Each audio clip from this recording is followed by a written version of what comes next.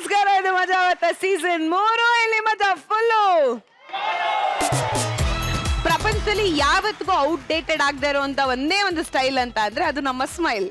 ನೋಡಿ, ನಾವೆಲ್ಲರೂ ಎಷ್ಟು ಚೆನ್ನಾಗಿ ರೆಡಿ ಆಗ್ತೀವಿ, ಎಷ್ಟೆಲ್ಲ ಆಕ್ಸೆಸರೀಸ್ ಹಾಕೊಂತೀವಿ, ಅಂತಾರೆ ನಮ್ಮ ಮುಖದ ಮೇಲೆ ಒಂದೇ ಒಂದು ನಗು ಇಲ್ಲ ಅಂತ ಅಂದ್ರೆ ಏನ್ ಚೆನ್ನಾಗಿ ಕಾಣ್ತೀವಿ ಹೇಳಿ ನಾವು. ಸೊ ನಗ್ನಾಗ್ತಾ ಇವತ್ತಿನ ಎಪಿಸೋಡ್ ನ ಶುರು ಮಾಡೋಣ. ಆದ್ರೆ ಅದಕ್ಕಿಂತ ಮುಂಚೆ ಜಡ್ಜಸ್ ನ ಮತ್ತೆ ನನ್ನ ಬಾಯ್ಸ್ ಅಂಡ್ ಗರ್ಲ್ಸ್ ನ ವೆಲ್ಕಮ್ ಮಾಡ್ಬೇಕಲ್ಲ, ವೆಲ್ಕಮ್ ಮಾಡೋಣ. ಇವರು ಕುಂತ್ರೆ ಸಂಗೀತ ಶುರು, ನಿಂತ್ರೆ ಸ್ವರಗಳ ದರ್ಬಾರು. ಇವರ ಚೆಲುವಿಗೆ ಸರಿಸಾಟಿ ಯಾರು? ನಮ್ಮ ಮಜಾ ಬಾರದ ಮಾಗುರು ಗುರುಗಳೇ, ಸ್ವಾಗತ. Thank you all the best.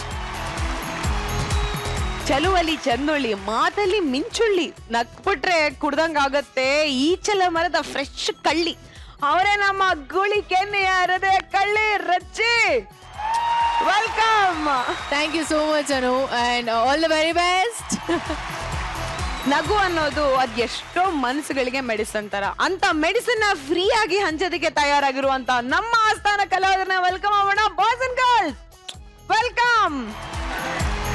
ಎಲ್ಲಾನು ವೆಲ್ಕಮ್ ಮಾಡಿದ್ದಲ್ಲ, ಇನ್ನೇ ಆಗಿದ್ದಣ. ಮೊದಲ ಸ್ಕಿಪ್ ನ ನೋಡ್ಕೊಂಡ್ ಬೇಡ. ಎತ್ತು ಏರಿಗೆ ಹೇಳಿದ್ರೆ ಕೋಣ ನೀರಿಗೆ ಹೇಳಿತ್ತು ಅಂತ ಅಂತಾರೆ. ಹಂಗೆ ನಮ್ಮ ಯುವರಾಜ ಕಾರ್ತಿಕ್ ಕನ್ಸ್ ಕಾಣ್ತಿದ್ರೆ ನಮ್ಮ ಮಹಾರಾಜ ಮಂಜು ಅವರು ಕನ್ಸಿಗೆ ತಣ್ಣೀರೇರಿಸ್ತಿದ್ದಾರೆ. ಮಹಾರಾಜ ಆಗಿ ಹಿಂಗೆಲ್ಲ ಮಾಡ್ಬೋದ ಅವರು? ನೀವೇ ಹೇಳಿ.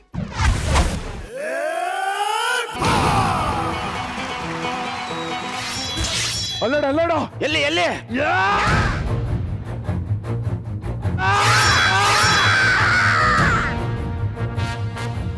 ಮಗಳು ಜಾನಕಿ.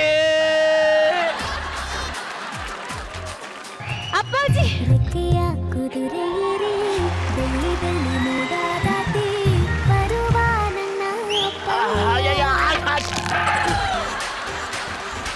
ಅಪ್ಪಾಜಿ, ನಿಮಗೇನು ತೊಂದರೆ ಆಗಲಿಲ್ಲವೇ? ಏನು ಆಗಿಲ್ಲ, ನಮಗ ಸೈಡಿಗೆ ತುತ್ಬಿಟ್ಟವನೆ. ಅಲ್ಲ, ಅವ್ನು ತುತ್ತಿದ್ರು ನಾ ಸಾಯ್ತಾ ಇರಲ್ಲ, ನೀನ್ ಮೇಲ್ ಬಿದ್ದಲ್ಲ ಅವಾಗೆ ಸಾಯಂಗಾಯ್ತು ನೋಡು. ಅಪ್ಪಾಜಿ, ನಿಮ್ಮನ್ನು ಈ ಸ್ಥಿತಿಗೆ ತಂದವನನ್ನು ನಾನು ಉಳಿಸುವುದಿಲ್ಲ.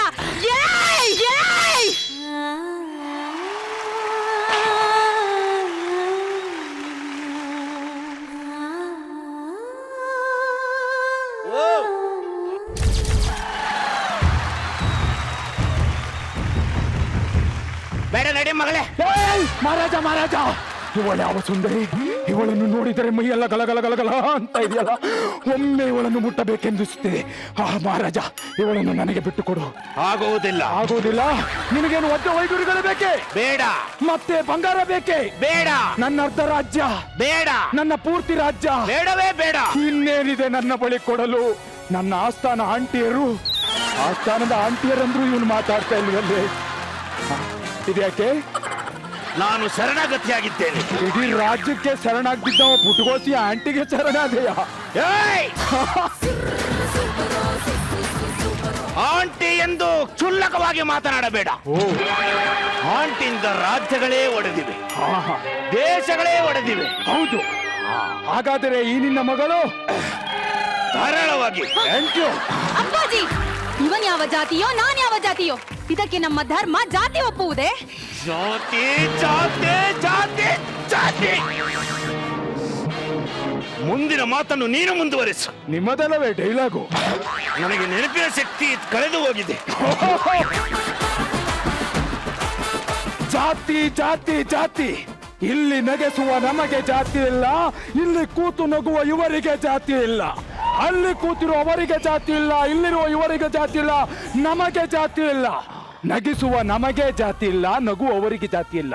ಇದರ ಮಧ್ಯೆ ನಮ್ಮದೆಂತ ಜಾತಿ ಪ್ರಭು? ರೈತ ಬೆಳೆಯುವ ಅನ್ನಕ್ಕೆ ಜಾತಿ ಇಲ್ಲ, ಅದರ ತಿನ್ನುವ ನಮಗೆ ಜಾತಿ ಇಲ್ಲ. ನಮ್ಮಿಬ್ಬರ ಸಂಬಂಧದ ಮಧ್ಯೆ ಜಾತಿ ಹೇಗೆ ಬಂದ್ಬಿಡ್ತು? ಹೇಳಿದೆ ಯುವರಾಜ. ಕ್ಷಮಿಸಿ ಅಪ್ಪಾಜಿ, ನಾನು ಇವರನ್ನು ಮದುವೆ ಆಗುತ್ತೇನೆ. ಸರಿ, ಹಾಗಾದ್ರೆ ನನ್ನ ರಾಜ್ಯಕ್ಕೆ ಬಾ. ಬೇಡ. ಯಾಕೆ? ಇದೇ ರಾಜ್ಯದಲ್ಲಿ ಯುವರಾಜನಾಗಿರು. ಯಾವ ರಾಜ್ಯ ಆದ್ರೇನು, ಹೆಣ್ಣು ಸಿಕ್ಕಿದ್ರೆ ಸಾಕು.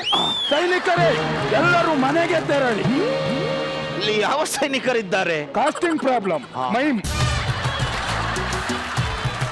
ಆಸ್ತರದ ಪಂಡಿತರೆ, ನೀವೆಲ್ಲ ಹೊರಡಿ. ಇಲ್ಯಾರ ಆಸ್ಥಾನ ಪಂಡಿತ್ರವ್ರೆ? ಕಣ್ಣಿಗೆ ಏನ್ ಇಟ್ಕೊಂಡಿದ್ದೀನಿ ಇಲ್ವಾ? ಓ, ಇವ್ರೇ. ಸರಿ, ಹಾಗಾದ್ರೆ ನಿಮ್ಮ ರಾಜ್ಯಕ್ಕೆ ತೆರಳೋಣ, ಬನ್ನಿ. ನಡೀರಿ. 10 ವರ್ಷಗಳ ನಂತರ ತಾಳಿ ಮಹಾಪ್ರಭು.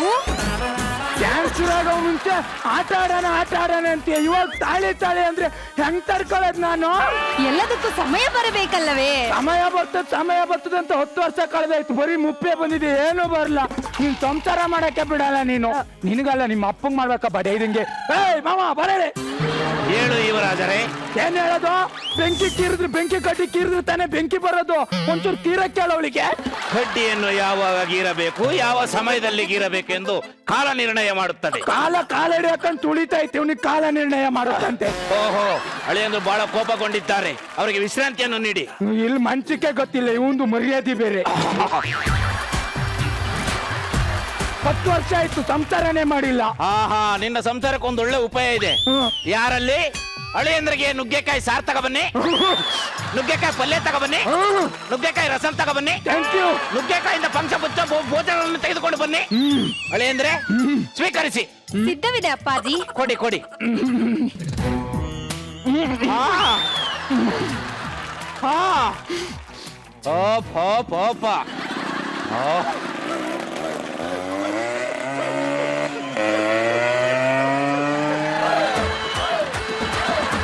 ಅಳಿಯಂದ್ರು ತುಂಬಾ ಬಿಸಿ ಆಗಿದ್ದಾರೆ, ಹೋಗಿ ತಣ್ಣೀರು ಸ್ನಾನ ಮಾಡಿಸಿ. ನುಗ್ಗೆಕಾಯಿ ತಿನ್ಸೋದೇನಕ್ಕೆ, ರಂಜಿಗೆ ಎಪ್ಸೋದೇನಕ್ಕೆ, ಮತ್ ತಣ್ಣೀರು ಉಯ್ಯೋದೇನಕ್ಕ? ಎಲ್ಲವೂ ಕಾಲ ನಿರ್ಣಯ ಮಾಡುತ್ತದೆ. ಕಾಲ ನಿರ್ಣಯ ಮಾಡುತ್ತೆ. ಯಾರಲ್ಲಿ? ಗೊತ್ತಾಯ್ತು ಕಣ, ಈಗೇನ್ ತಣ್ಣೀರು ಉಯ್ಕೊ ಬರ್ಬೇಕಾ? ಅಪ್ಪಾಜಿ, ನಮ್ಮ ರಾಜ್ಯದ ಪ್ರಜೆಗಳೆಲ್ಲರೂ ಕ್ಷೇಮವೇ? ಎಲ್ಲ ಚೆನ್ನಾಗಿ ಅವ್ರೆ. ಜಲಾಭಿವೃದ್ಧಿ ಎಲ್ಲ ಸಖತ್ತಾಗಿದೆ. ಕೃಷಿ ಅಭಿವೃದ್ಧಿ ನಡೀತಾ ಇದೆ. ಸಂತಾನಾಭಿವೃದ್ಧಿ ಸಂತಾನಾಭಿವೃದ್ಧಿ ಊರ್ ತುಂಬಾ ಆಯ್ತದೆ, ನಮ್ಮ ಮನೇಲಿ ಆಯ್ತಾ ಇಲ್ಲ ಕಣೆ.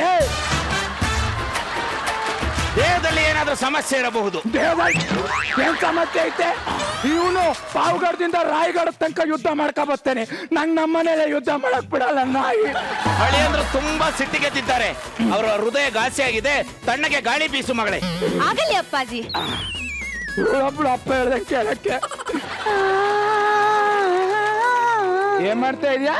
ನಿಮ್ಮ ಹೃದಯಕ್ಕೆ ಗಾಳಿ ಬೀಸುತ್ತಿದ್ದೇನೆ. ಮಾಕ ಹೃದಯ ಇರೋದಿಲ್ಲ ಕಣೆ, ಎಲ್ಲಿ ಯಾವುದು ಯಾವಾಗ ಥಂಡಿ ಮಾಡ್ಬೇಕಂತಾನೂ ಗೊತ್ತಿಲ್ಲ, ನಂಗೆ ಗೊತ್ತಿದ್ರು ಆಗ್ತಾ ಇಲ್ಲ ಇಲ್ಲಿ. ಯುವರಾಜರೇ, ಏನೋ ಪ್ರಜೆಗಳು ಬಂದಿದ್ದಾರೆ, ಇದಕ್ಕೊಂದು ಕಡಿಮೆ ಇಲ್ಲ. ತೀರ್ಪು ಕೇಳೋದಕ್ಕೆ ಬಂದಿದ್ದಾರೆ. ಖರ್ಚು ಯಾರಲ್ಲಿ? 10 ವರ್ಷ ಆಯ್ತು. ಜಡ್ಡಿನಾಕನ ಬಂಪು ನಾಕನ, ಜಡ್ಡಿನಾಕನ ಬಂಪು ನಾಕನ, ಜಡ್ಡಿನಾಕನ ಬಂಪು ನಾಕನ, ಜಡ್ಡಿನಾಕನ ಬಂಪು, ಜಡ್ಡಿನಾಕನ ಬಂಪು ನಾಕನ, ಜಡ್ಡಿನಾಕನ ಬಂಪು ನಾಕನ, ಜಡ್ಡಿನಾಕನ ಬಂಪು ನಾಕನ, ಜಡಿನಾಕನ ಬಂಪು ನಾಕನ, ಜಡಿನಾಕನ ಬಂಪು ನಾಕನ. ಮಹಾರಾಜರಿಗೆ ಪ್ರಣಾಮಗಳು.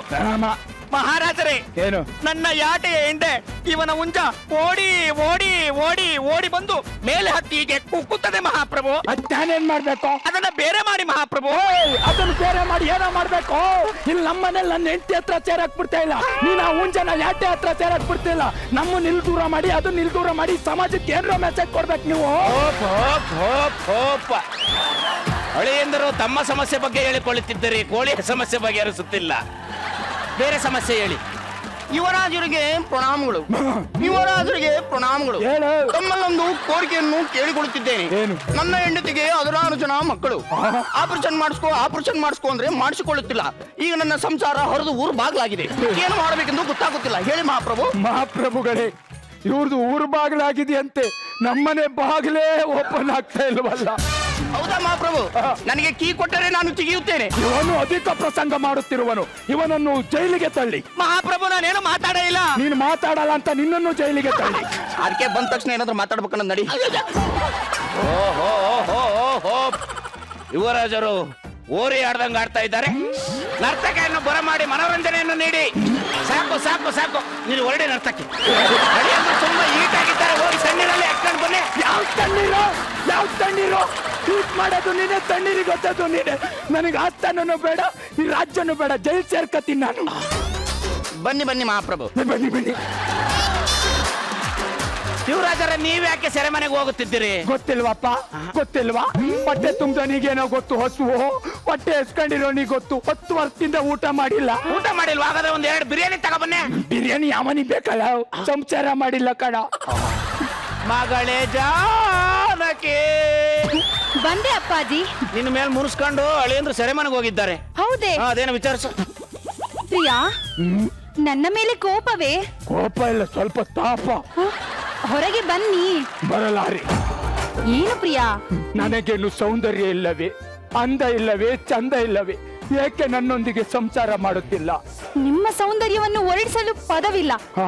ನಿಮ್ಮ ಈ ಕೇಶ ರಾಶಿ, ಆಹಾ, ನಿಮ್ಮ ಈ ನಯನಗಳು, ಆಹಾ, ನಿಮ್ಮ ಈ ನಾಸಿಕ. ಕಾರ್ತಿಕ ನಾಸಿಕ. ನಾಸಿಕ, ನಿಮ್ಮ ಈ ಅದರಗಳನ್ನು ನೋಡುತ್ತಿದ್ದರೆ ಆಹಾ. ನಿಮ್ಮನ್ನು ಮಗುವಿನಂತೆ ಎತ್ತಿ ಮುತ್ತಾಡಬೇಕೆನಿಸುತ್ತಿದೆ. ನನಗೂ ಮಗುವೇ ಬೇಕು ಎನಿಸುತ್ತಿದೆ. ಆದರೆ ಅಪ್ಪಣೆ ಕೊಡುತ್ತೆಯಾ? ಕೊಡುತ್ತೇನೆ, ಬನ್ನಿ. ಆಹಾ, ಬರ್ಬೇಕಂತೆ. ಯುವರಾಜ, ಆಹಾ. ನಮ್ಮ ಪ್ರೀತಿ ಲೈಲಾ ಮಜ್ನು, ಸಲೀಂ ಅನಾರ್ಕಲಿ ಅಂತೆ. ಆಹಾ. ನಮ್ಮ ಪ್ರೀತಿಗೆ ಸಾವಿಲ್ಲ. ಸಾವು ಸಾಯಿಲಿ. ಈಗ ನೀನು ಯುವರಾಜರೇ, ಈಗ ಕಣ್ಣೀರಿಗದ್ಬೇಕಪ್ಪ. ಮಹಾಪ್ರಭುಗಳಿಗೆ ಪ್ರಾಣಗಳು. ಅದು ಪ್ರಾಣಗಳು ಅಲ್ಲ, ಪ್ರಾಣ್ಯಗಳು. ನಾನು ಶಿಲ್ಪಿ, ನೋಡಕೊಳ್ಳೆ ಕಪಿಯಿದ್ದನಿದೆಯಾ? ನಾನು ಸಿಕ್ಕ ಸಿಕ್ಕ ಕಲ್ಲುಗಳನ್ನು ಕೆತ್ತಿ ಶಿಲೆಯನ್ನು ಮಾಡುವೆನು. ಅದಕ್ಕಾಗಿ ನೀವು ಹೂ ಅಂದರೆ ನಿಮ್ಮ ರಸವತ್ತಾದ ಸಂಸಾರ ಜೀವನವನ್ನು ರಸವತ್ತಾಗಿ ಕೆತ್ತಿ ಈ ರಾಜ್ಯಕ್ಕೆ ತೋರಿಸುವೆನು. ರಸವತ್ತಾಗಿ ಕೆತ್ತಕ್ಕೆ ಏನಾಯ್ತು? ದಿನಕ್ಕೆ 3 ಸತಿ ನುಗ್ಗೆಕಾಯಿ ಸಾರು, 6 ಸತಿ ತಣ್ಣೀರ್ ಸ್ನಾನ. ನಿನ್ನ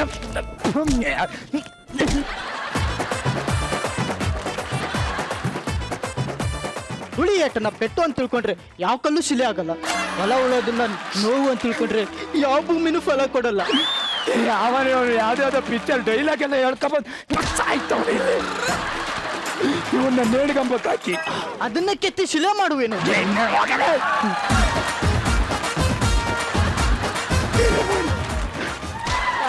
ಅಳಿಯಂದ್ರು ಬಹಳ ರುಚಿಗೆದ್ದಿದ್ದಾರೆ. ನರ್ತಕಿಯನ್ನು ಕರೆಸಿ ಮನೋರಂಜನೆ ಕಾರ್ಯಕ್ರಮ ನೀಡಿ.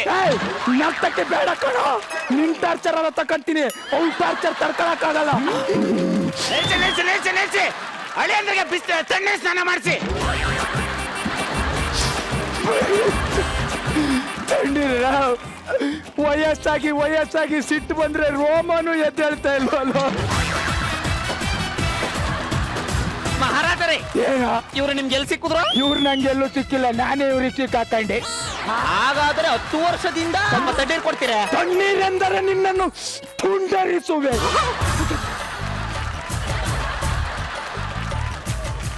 ಯಾರಲ್ಲಿ? ಈಗಿಂದೀಗಲೇ ಯುವರಾಜರನ್ನು ಕರೆದುಕೊಂಡು ಹೋಗಿ ಬಿಸಿ ನೀರಿನಲ್ಲಿ ಅದ್ದಿ. 10 ವರ್ಷದಿಂದ ಬಿಸ್ತು ಬರೀ ತಣ್ಣೀರೇ ಇದ್ಯಾಕೆ ಬಿಸ್ತಿರೋ?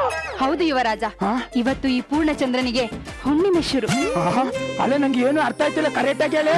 ಯುವರಾಜ, ನನಗೊಂದು ಶಾಪವಿತ್ತು. ಏನು? ನಾನು ಮದುವೆಯಾಗಿ 10 ವರ್ಷದವರೆಗೂ ಸಂಸಾರ ಮಾಡುವಂತಿರಲಿಲ್ಲ. ಆದರೆ ಇವತ್ತಿಗೆ ಒಂದು ವೇಳೆ ಹಾಗೆ ಸಂಸಾರ ಮಾಡಿದ್ದಲ್ಲಿ ನಮ್ಮ ರಾಜ್ಯದ ಪ್ರಜೆಗಳಿಗೆ ಕಷ್ಟ ಬರುತ್ತಿತ್ತು. ಆದರೆ ಇವತ್ತಿಗೆ ಆ ಶಾಪ ಮುಕ್ತವಾಗಿದೆ. ಅಂದರೆ ಈ ಶಾಪ ಕೊಟ್ಟವ್ರು ಯಾರು? ಅವರೇ ನಮ್ಮ ಮಜಾ ಭಾರತದ ಮಹಾಗುರು ಗುರುಕಿರಣ್.